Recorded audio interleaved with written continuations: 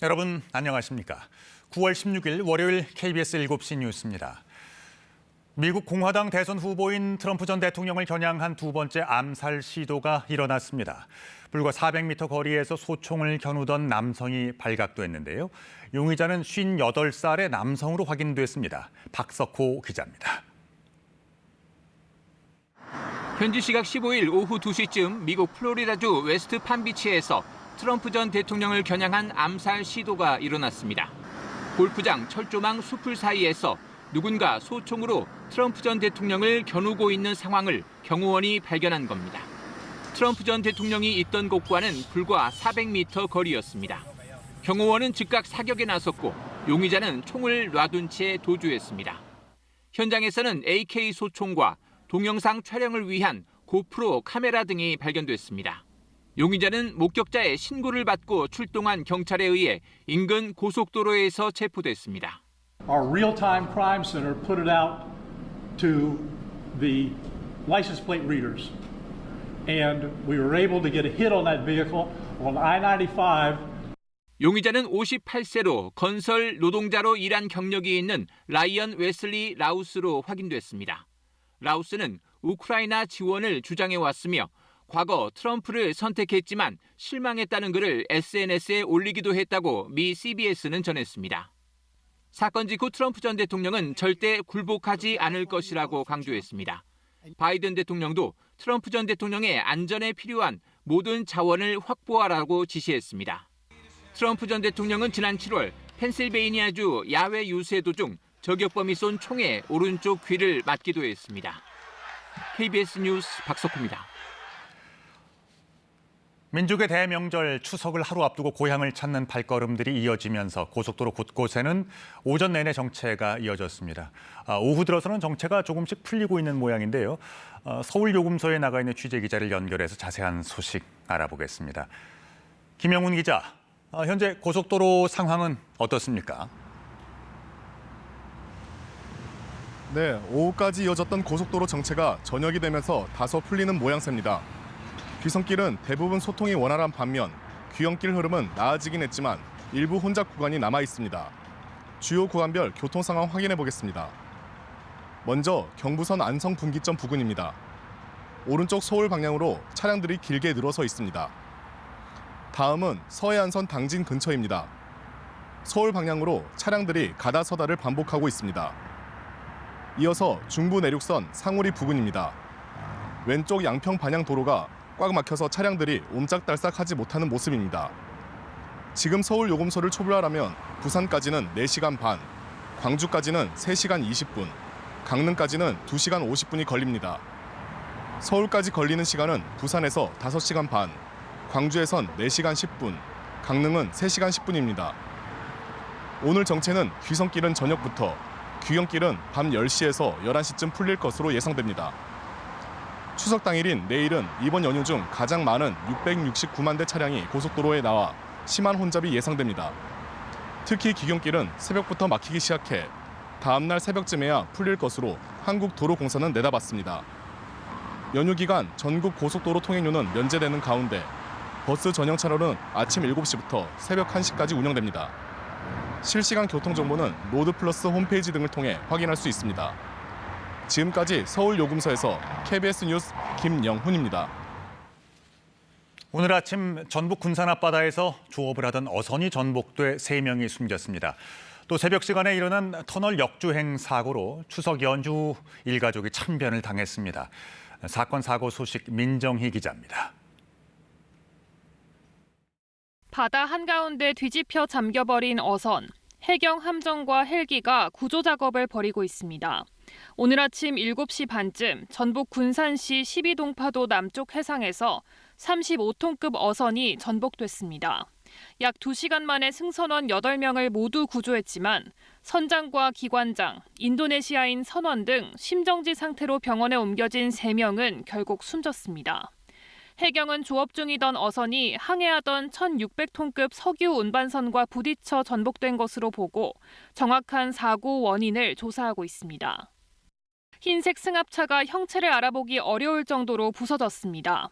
오늘 새벽 터널에서 역주행하던 차량과 승합차가 정면 충돌해 두 차량 운전자가 숨졌습니다. 승합차에 함께 타고 있던 운전자의 아내와 자녀 등 가족 5명도 다쳐 병원으로 옮겨졌습니다. 경찰은 블랙박스와 CCTV 영상을 토대로 역주행 원인 등을 조사하고 있습니다. 어젯밤 대전시 유성구의 호남고속도로를 달리던 승용차에서 불이 나 10여 분 만에 꺼졌습니다. 이 불로 승용차 엔진룸이 모두 탔지만 운전자와 동승자는 대피해 다친 사람은 없었습니다. 광주시 남구의 아파트 4층에서도 불이 났습니다. 불은 20분 만에 꺼졌고 주민들이 긴급 대피해 다친 사람은 없었습니다. 소방당국은 주방 가전제품에서 불이 시작된 것으로 보고 있습니다. KBS 뉴스 민정입니다. 응급의료 차질에 대한 우려가 계속되고 있는 가운데 인력이나 시설이 부족해서 응급의료를 못하는 경우는 정당한 진료 거부로 인정하기로 했습니다. 현행 응급의료법은 응급의료 종사자는 요청을 받을 경우 곧바로 의료 행위를 하도록 정해져 있는데요. 보건복지부는 인력과 시설, 장비 부족 등을 정당한 거부 사유로 명시하고 전국의 17개 시도와 의료계에 공문을 보냈습니다. 또 응급실에서 폭력이 발생하거나 그럴 우려가 있는 경우도 정당한 진료 거부 사유로 규정했습니다. 태풍 버빙카가 오늘 오전 중국 상하이에 상륙했습니다.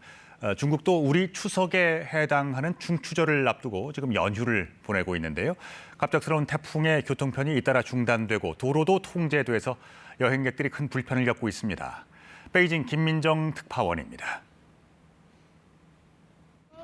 강한 바람과 함께 구조물이 순식간에 도로로 추락합니다. 오토바이와 차량은 간발의 차로 사고를 피했습니다. 건물 외벽이 뜯겨져 나가 사람들을 덮칠 뻔한 아찔한 순간도 포착됐습니다.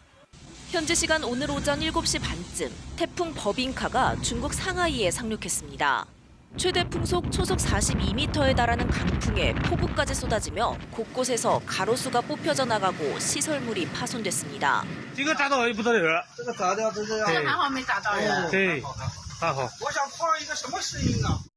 버빙카는 지난 75년간 상하이에 상륙한 태풍 가운데 가장 강한 태풍입니다. 상하이에서만 주민 41만여 명과 선박 800여 척이 사전 대피했고 당국과 현지 매체들도 주민들에게 거듭 외출 자제를 당부했습니다. 非必要不出行，现在徐汇区的风力以及雨量还是非常的大的。 인근 장쑤성, 저장성 등도 함께 태풍 영향권에 들며 유명 관광지에까지 비바람이 몰아쳤고 항공편과 시외버스 운행이 중단되고 고속도로가 통제되는 등 연휴를 맞은 여행객들이 불편을 겪었습니다. 버빙카는 오는 18일까지 사흘간 이들 지역에 누적 강수량 최대 300mm에 달하는 많은 비를 뿌릴 것으로 예보됐습니다. 한편 오는 19일에는 태풍 풀라산이 저장성에 상륙할 것으로 예상돼 당국이 긴장의 끈을 놓지 못하고 있습니다. 베이징에서 KBS 뉴스 김민정입니다. 유럽도 지금 기록적인 폭우로 곳곳이 물에 잠겨서 비상이 걸렸습니다. 체코나 루마니아 등 중부와 동부 유럽에서 발생한 대규모 홍수로 지금까지 최소 8명이 숨졌습니다. 파리 송락교 특파원입니다. 강물에 통째로 잠긴 마을. 빠르게 밀려드는 물살 속 구조 작업이 한창입니다.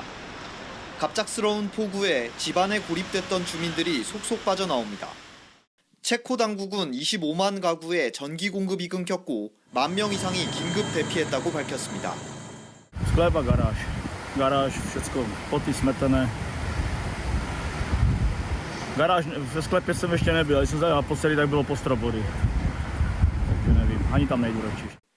현지 시각 12일부터 유럽 중동부를 강타한 저기압 폭풍 보리스로 곳곳에서 피해가 이어지고 있습니다.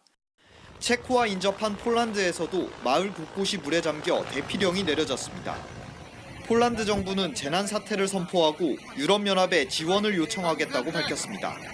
swoich obowiązków, czy to jest rzeczywiście ciągle bardzo dramatyczna w wielu miejscach. 100년 만에 가장 많은 일일 강수량을 기록한 루마니아에서도 피해가 속출했습니다. 지금까지 루마니아에서 6명, 폴란드와 오스트리아에서 각각 1명이 숨졌고 체코에선 4명이 실종되는 등 인명 피해도 늘고 있습니다. 헝가리와 오스트리아, 독일 남부 등에도 폭우가 이어질 걸로 예보돼 각국은 긴장하고 있습니다. 유럽은 지난 2021년에도 대규모 홍수 사태를 겪었는데 당시 다국적 기후 연구자 모임인 세계 기상 특성은 지구 온난화로 유럽에서 대규모 홍수가 발생할 가능성이 증가하고 있다고 분석했습니다. 파리에서 KBS 뉴스 송락구입니다. 이제 추석 연휴가 끝나면 더불어민주당 이재명 대표의 공직선거법 위반 사건과 위증교사 혐의 재판 1심이 연이어 마무리됩니다. 선거법 재판은 기소 1년 안에 확정 판결이 나도록 강제 규정을 두고 있지만 이 대표의 경우는 기소된 지 2년 만에 1심 판결이 나올 전망인데요. 이 대표에 대한 사법 리스크의 향방, 김범주 기자가 짚어보았습니다. 7개 사건 11개 혐의로 4개의 재판을 받고 있는 더불어민주당 이재명 대표. 연휴 직전까지도 귀성 인사를 마치고 재판에 출석했습니다.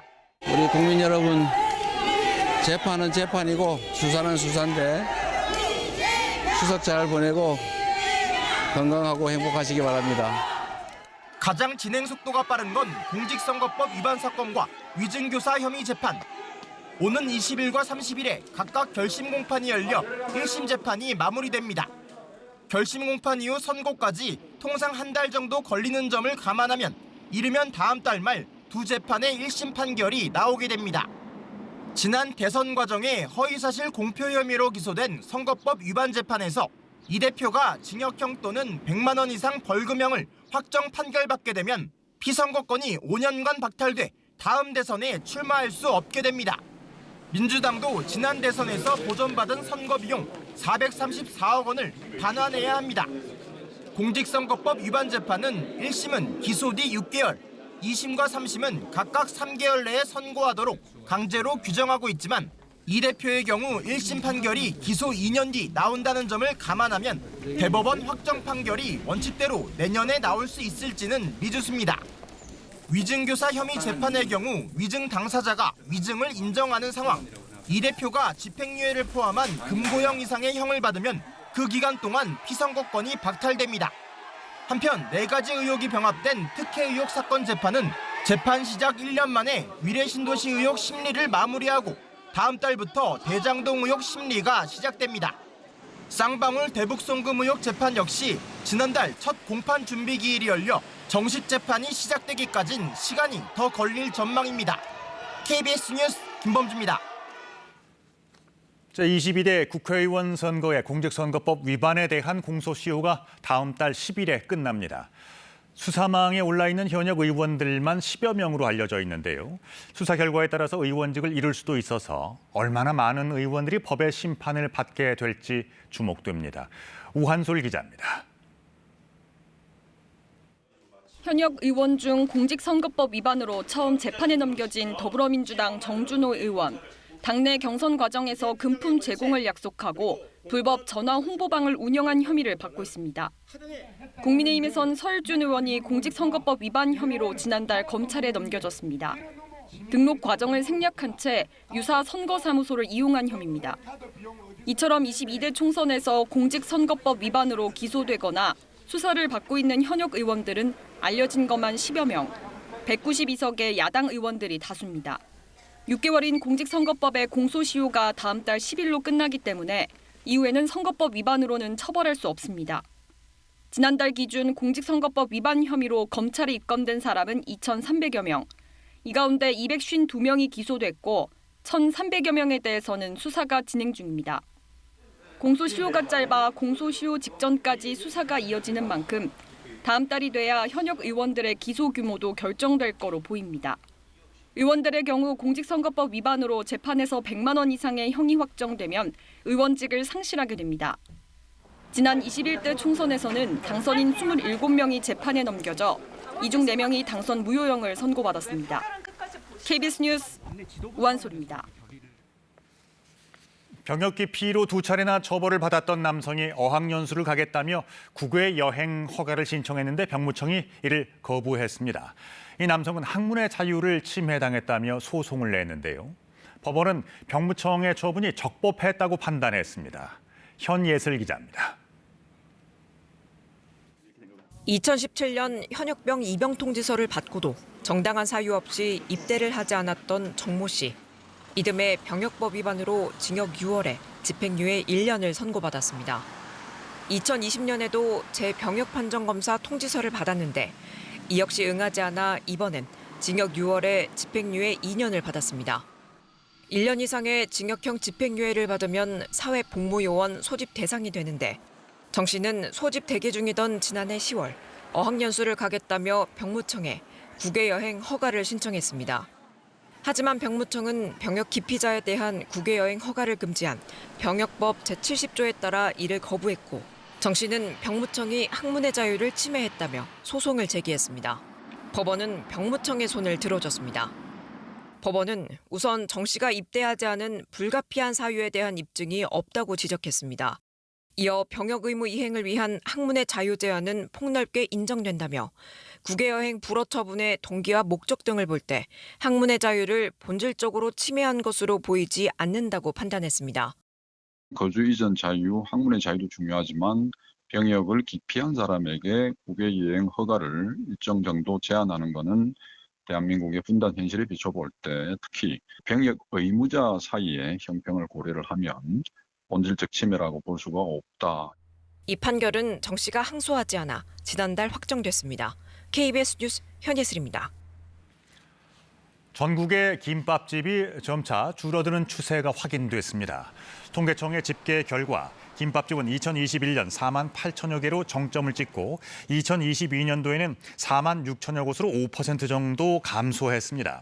같은 기간 전국의 음식점이 0.5% 줄었고 외식업 가맹점은 늘어난 것과 대조적입니다. 쌀밥 등 탄수화물을 피하는 식습관이 자리를 잡기 시작하면서 간단히 끼니를 때울 때에도 편의점이나 카페를 찾는 이들이 늘어난 결과로 풀이됩니다.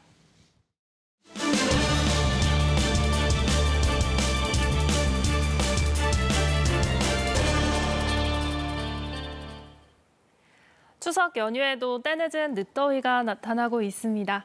경기 용인과 안성, 충청과 남부 일부 지역은 폭염경보도 내려져 있습니다. 오늘 한낮에 충남 보령이 34.1도, 서울이 32.2도까지 올랐고 체감온도는 이보다 더 높았습니다. 추석 당일인 내일은 구름 사이로 보름달을 볼 수 있겠습니다. 한때 전국 곳곳에 5에서 40mm의 소나기가 예상됩니다. 특히 남부지방에서 더 강하게 쏟아질 것으로 보입니다. 밤에는 대부분 그치겠습니다. 내일 보름달은 부산에서 오후 6시 6분부터 떠오르기 시작해서 서울은 6시 17분에 떠오를 예정입니다. 내일 아침에는 서울이 26도, 전주 26도로 오늘 밤에도 열대야가 이어집니다. 한낮에는 서울이 31도, 대구 33도, 전주 32도로 오늘만큼 덥겠습니다.